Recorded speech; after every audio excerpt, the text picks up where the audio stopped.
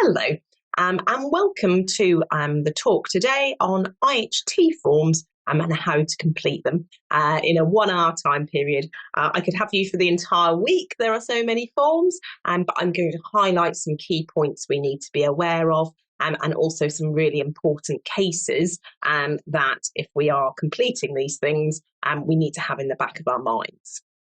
So let's look at what we are going to cover. So sometimes we don't know the deceased that well.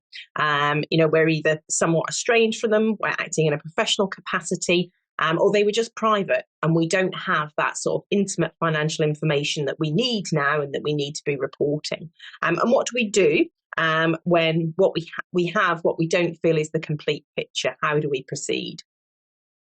We can also encounter either peeved beneficiaries, private beneficiaries, beneficiaries who are prepared and not prepared to help us in any way, shape or form. They might be aggrieved about the will, and therefore they're very awkward from day one. And then where does that leave us? What happens in that situation?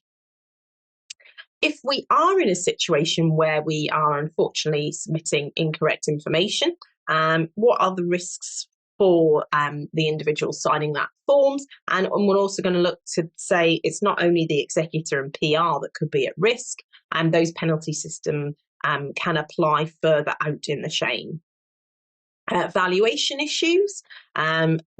Obviously, IHT is self-reporting and it's self-assessment. How do we go about valuing different